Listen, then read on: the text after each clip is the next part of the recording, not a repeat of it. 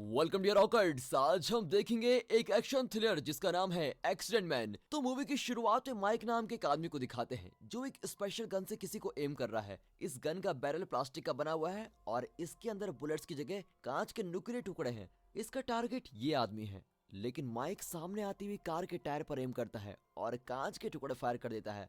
उसके इस calculative shot से कार का कंट्रोल खो जाता है और माइक का टारगेट एक्सीडेंट में मारा जाता है। अब सभी कार ड्राइवर को एक खूनी मानते हैं। फिर अपना काम करके माइक जरा स्माइल करके वहां से चुपचाप निकल जाता है। तो दोस्तों, कहानी का हीरो एक ऐसा शातिर हिटमैन है जो खून को भी एक्सीडेंट की तरह करने में बिल्कुल स्पेशलिस्ट है। माइक बिगरे नाम के एक रिटायर्ड असासिन के लिए काम करता है और ये बिगरे की टीम का बेस्ट असासिन है।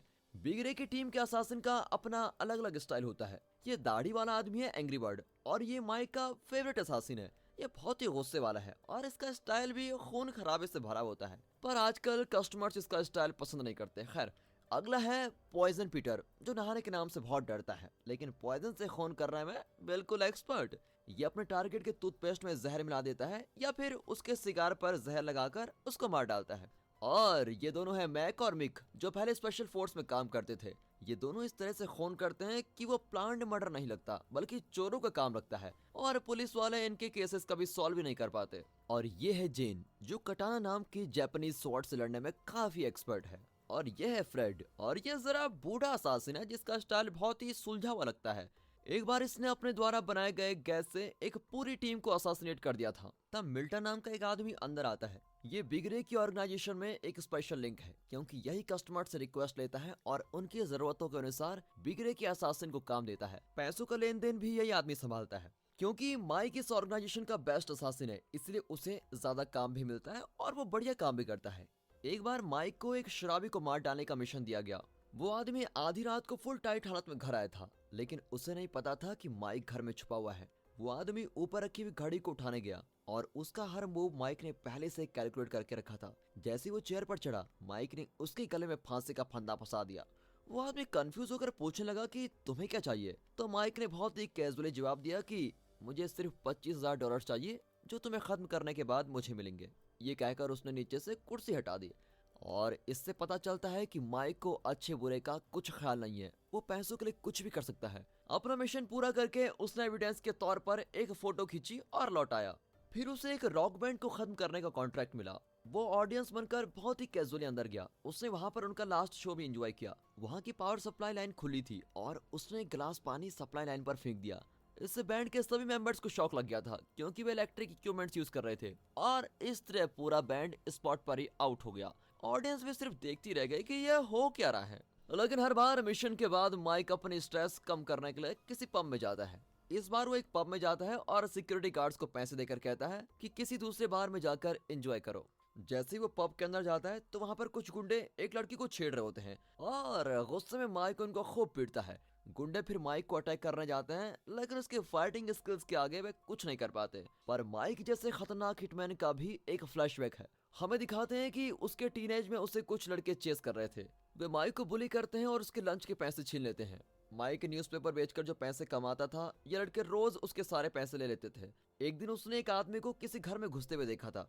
उसके पास एक सिलेंडर था, लेकिन वो गैस कंपनी का स्टाफ नहीं था। फिर उसके अंदर जाने के कुछ सेकंड्स में ही घर एक्सप्लोड हो गया, लेकिन वो आदमी ऐसे बाहर निकला जैसे कुछ हुआ ही नहीं हो। अब माइक उसको देखकर बड़ा हैरान हुआ और वो उस आदमी को फॉलो करने लगा। कई हफ्ते उस आदमी को फॉलो करके माइक ने पता लगा लिया कि वो एक असासिन है जो पैसों के लिए खून करता है, लेकिन सेटिंग तो ऐसी करता है जिससे वो एक्सीडेंट लगे। वो आदमी और कोई नहीं, बिगरे है। माइक ने बिगरे के सारे कारनामों की एक वीडियो शूट की थी। उसने बिगरे को वीडियो दिखाकर कहा, मुझे भी ये सब सीखना है, मुझे उन पुलिस के लीडर का खून करना है, लेकिन मैं जेल नहीं जाना चाहता। माइक का कॉन्फिडेंस और चालाकी देखकर तो बिगरे ने उसको एक प्रोफेशनल असासिन बनने की ट्रेनिंग दी। उसने माइक को यह भी सिखाया कि अगर तुम खून को एक्सीडेंट की तरह करोगे तो तुम्हें कोई नहीं पकड़ पाएगा। अब ये सीखकर तो माइक एक दिन पुलिस के लीडर के घर गया जब वो घर पर नहीं था। उसने टीवी एंटेने पर एक करेंसी नोट को फिक्स कर दिया था और फिर उसके बिस्तर पर चादरों के बीच छुप गया। जब वो लड़का घर आया तो एंटीने पर वो नोट देखकर वो उसको लेने के लिए ग्रिल पर चढ़ा और तभी अचानक माइक बालकनी में घुस गया और उस लड़के को धक्का दे दिया। वो बेचारा नीचे गिरकर मर गया। फिर अपनी इस हरकत और माइक को बड़ी अजीब सी खुशी महसूस होने लगी। नीचे से बिग रे ये सब कुछ शूट कर रहा था और उसने माइक को बताया कि तुम्हें और प्रैक्टिस की जरूरत है। फिर बिग रे ने उसे गन फायरिंग, डिफेंस स्किल्स वगैरह वगैरह काफी सारी ट्रेनिंग दी। माइक धीरे धीरे सब कुछ सीख गया, लेकिन उसे असासिनेशन को एक्सीडेंट की तरह करने में बहुत ही इंटरेस्ट था और वो इसको करने में बहुत आनंद उठाता था। इस तरह कई साल ट्रेनिंग के बाद अब माइक इस ऑर्गेनाइजेशन का टॉप क्लास का असासिन बन गया है। अब दिखाते हैं कि एक बार मिल्टन ने माइक को रूट नाम के एक अकाउंटेंट को मारने का कॉन्ट्रैक्ट दिया था और इस टास्क के लिए माइक को दोगुने पैसे भी मिल रहे थे क्योंकि क्लाइंट को बहुत जल्दी थी। अपने इस मिशन के लिए माइक ने अपनी स्पेशल गन यूज की जिसमें बुलेट्स नहीं कांच के टुकड़े थे। माइक रूट को और उसके सामने आती हुई कार को वॉच कर रहा था। वो कार के राइट एंगल पर आने का इंतजार कर रहा था और जैसे ही कार ठीक टाइम पर वहां पर पहुंची तो उसने टायर पर फायर किया। इससे टायर का एंगल चेंज हो गया और कार मुड़कर रूट से टकरा गई। मिशन पूरा करने की खुशी में माइक हंसकर वहां से निकल पड़ा, पर बेचारा कार ड्राइवर खुद को खूनी मानने लगा और डर के मारे वहां से भाग गया। उस रात मिल्टन माइक को एक एड्रेस देता है और कहता है रूट को मारने के लिए क्लाइंट से अपना पेमेंट ले लो। माइक वहां जरा लेट पहुंचता है और उस पर दूसरा असासिन हमला करने लगता है। वो आदमी मार्शल आर्ट्स के अटैक्स को ट्राई करता है लेकिन माइक से हार जाता है। माइक उसको चिढ़ाता है कि तुम उस ऊंची बिल्डिंग से मुझ पर शूट कर सकते थे या फिर मेरे आते ही इस एरिया को डायनामाइट से उड़ा सकते थे, लेकिन नहीं, तुमने तो सीधा आकर मुझ पर ही मारना चाहा। अब तुम बेवजह मरने वाले हो। असासिन के नाम पर तुम कलंक हो यार। इस तरह चिढ़ाकर वो उस आदमी की गर्दन ही तोड़ देता है। फिर उसको घसीट कर प्लेटफॉर्म पर छोड़ देता है और उसकी बाइक उसके पास ही छोड़ देता है ताकि ऐसा लगे कि ये आदमी ओवर स्पीडिंग की वजह से अपना कंट्रोल खो बैठा। फिर प्लेटफॉर्म से इसका सर टकराया और गर्दन टूटकर इसकी मौत हो गई। इस तरह एक एक्सीडेंट की सेटिंग करके माइक अपने घर लौटता है। उसे चार्ली नाम की एक औरत का फोन आता है। वो बताती है कि तुम्हारी गर्लफ्रेंड बेथ मर गई है। माइक और बेथ का ब्रेकअप हो चुका है। बेथ एक इन्वायरमेंटल एक्टिविस्ट है जिसकी वजह से कई ऐसी फैक्ट्रियां बंद हो चुकी हैं जो पर्यावरण के लिए हानिकारक थी। माइक बेथ के फ्यूनरल में जाता है। वहाँ चार्ली उसे बताती है कि बेथ के घर में 2 चोर घुस आए और जब बेथ ने उनको रोका तो उन्होंने बेथ को मार डाला। पुलिस ने दोनों चोरों के फिंगरप्रिंट्स निकाल लिए हैं, लेकिन कुछ ही दिन बाद दोनों चोर ड्रग ओवरडोज के कारण मर गए। चार्ली ये भी बताती है कि बेथ प्रेग्नेंट थी और उसके पेट में तुम्हारा बच्चा था। ये सुनकर माइक बेथ के अपार्टमेंट में जाता है और क्राइम सीन को इमेजिन करता है। फिर अपने एक्सपीरियंस से वो पता लगा लेता है कि ये एक प्लान्ड मर्डर है। फिर माइक पुलिस इन्वेस्टिगेशन की फाइल को देखकर पता लगाता है कि बेथ के खून में स्लीपिंग पिल्स का केमिकल पाया गया था। फाइल में यह भी लिखा है कि उसे एयरप्लेन में जाने से डर लगता है और इसके लिए वो कोई ट्रीटमेंट ले रही थी, लेकिन माइक जानता है कि बेथ को ऐसा कोई डर नहीं था। माइक फिर रियलाइज करता है कि बेथ की मौत एक प्लान्ड मर्डर है, लेकिन ऐसी सेटिंग की गई है जिससे चोरों का काम लगे। पुलिस को गुमराह करने के लिए 2 ड्रग एडिक्ट्स के फिंगरप्रिंट्स को क्राइम सीन पर जानबूझकर छोड़ दिया गया है। अब माइक को यकीन हो जाता है कि ऐसा काम सिर्फ मिक और मैक ही कर सकते हैं। वो गुस्से में उन दोनों से पूछता है तो वे एक्सेप्ट कर लेते हैं कि यह खून उन दोनों ने मिलकर किया है। वे पूछते हैं कि जैसे तुम पैसों के लिए कुछ भी कर सकते हो, क्या हम नहीं कर सकते? और फिर तुम्हारा और बेथ का तो ब्रेकअप हो चुका है, फिर तुम इतनी टेंशन क्यों ले रहे हो? लेकिन वे नहीं जानते थे कि बेथ प्रेग्नेंट थी। वे माइक से कहते हैं कि एक असासिन को इस तरह इमोशनल नहीं होना चाहिए। तुम टेंशन मत लो और घर जाकर आराम करो। अब उनका एटीट्यूड देखकर माइक बहुत गुस्से में होता है और उन पर अटैक करने लग जाता है। नॉर्मली स्पेशल फोर्सेस वालों से फाइट करना इतना आसान नहीं होता, लेकिन अपने बेहतरीन और पावरफुल अटैक से माइक दोनों को खूब पीटता है। वो दोनों भी कुछ कर नहीं पाते, पर आखिर में माइक अपनी एल्बो मूवमेंट्स और किक से दोनों को हरा देता है। फिर वो चार्ली के पास जाकर कहता है कि बेथ का असैसिनेशन हुआ है। फिर वो चार्ली से बेथ के बारे में इंफॉर्मेशन मांगता है। चार्ली बताती है कि बेथ के पास एक हार्ड ड्राइव है जिसमें पूरी इंफॉर्मेशन है। वो हार्ड ड्राइव उसके पेरेंट्स के घर में है। तब एंग्री बर्ड वहां आता है और लगता है उसे चार्ली को मारने का ऑर्डर मिला है। जब एंग्री बर्ड को गुस्सा आता है तो वो अपनी कुल्हाड़ी से हर तरफ काटने लगता है, पर वो अपना गुस्सा दिखाने में इतना मग्न होता है कि मौका पाकर चार्ली उसके कंधे पर चाकू मार देती है।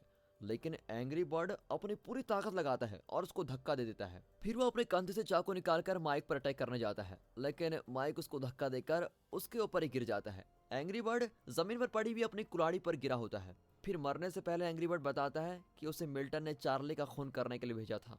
माइक चार्ली से कहता है कि तुम बेथ के पेरेंट्स से वो हार्ड ड्राइव ले लो। फिर वो मिल्टन के पास जाकर पूछता है कि बेथ और चार्ली का खून करने का कॉन्ट्रैक्ट किसने दिया था। मिल्टन बताता है कि केंट नाम के एक अकाउंटेंट ने उसको एक कॉन्ट्रैक्ट दिया था। अब माइक चार्ली से मिलता है। अब चार्ली ने बेथ के पेरेंट्स से हार्ड ड्राइव ले ली है। वो बताती है कि वैनकैप पेट्रोलियम नाम की एक भ्रष्ट ऑयल कंपनी के बारे में बेथ ने इन्फॉर्मेशन कलेक्ट कर दी थी। दरअसल उस कंपनी को समुद्र में ड्रिलिंग करने की परमिशन नहीं दी गई थी, लेकिन कंपनी के डायरेक्टर ने सरकार को एक मोटी रिश्वत देकर परमिशन ले ली थी और बेथ को ये सारी इन्फॉर्मेशन अकाउंटेंट रूट के जरिए मिल गई थी। इसलिए कंपनी डायरेक्टर रूट को खत्म करना चाहता था। उसने कैंट के जरिए मिल्टन को असैसिनेशन कॉन्ट्रैक्ट दिया। मिल्टन के कहने पर ही माइक ने रूट को मार डाला था और कैंट ने उनकी बातें भी रिकॉर्ड कर ली थी। अब वो रिकॉर्डिंग माइक के हवाले कर देता है। तभी अचानक मिक और मैक माइक पर अटैक करते हैं, क्योंकि बिग रे ने उन्हें माइक को खत्म करने के लिए भेजा था, क्योंकि माइक उसके क्लाइंट्स के काम में दखल देने लगा था। अब दोनों माइक पर लगातार गोलियां चलाते हैं। मैक माइक पर हैंड ग्रेनेड फेंकता है, लेकिन माइक रोनाल्डो की तरह ग्रेनेड को किक करता है और वो वहीं एक्सप्लोड हो जाता है और मिक और मैक बिल्कुल चौंक जाते हैं। मौका पाकर माइक मैक की गन को छीनने की कोशिश करता है, लेकिन मिक गलती से मैक को शूट कर देता है। अब माइक मिक पर फायर एक्सटिंग्विशर स्प्रे करता है और उसको बाहर धकेल देता है। इतने में पॉइजन पीटर माइक को पीछे से अटैक करता है और उसकी नाक पर पॉइजन वाला रुमाल रख देता है। लेकिन माइक तो पॉइजन पीटर को खूब जानता है और वो कुछ देर सांस ही नहीं लेता। वो माइक को चाकू मारने की कोशिश करता है, लेकिन माइक अपने चाकू से उस पर वार करता है और उसे सीढ़ियों से नीचे धकेल देता है।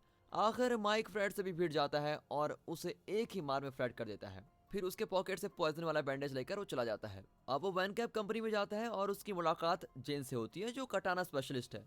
बिग रे ने जेन को कंपनी डायरेक्टर की सुरक्षा के लिए भेजा है। पहले तो माइक को बहुत मार पड़ती है, क्योंकि जेन माइक जैसी एक काबिल फाइटर है, लेकिन फिर वो थक जाती है और माइक उसको जोर से पंच मारकर बाहर गिरा देता है।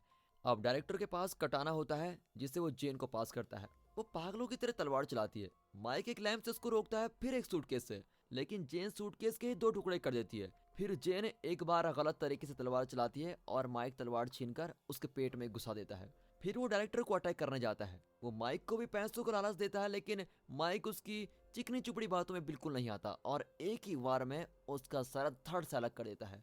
फिर माइक बिग रे के पास जाता है और गलती से रिकॉर्डिंग प्ले होने लगती है। तब पता चलता है कि कंपनी डायरेक्टर के कहने पर केंट ने मिल्टन को 3 लोगों को असासिनेट करने को कहा था। एक था रूट, दूसरी थी माइक की एक्स गर्लफ्रेंड बेथ और तीसरी चार्ली। और वो चाहता था कि एक ही आदमी तीनों मिशन को पूरा करे। फिर उसने माइक का खून करने को कहा था और इस पूरे प्रोजेक्ट के लिए वो 3 गुना पैसे देने को भी तैयार था।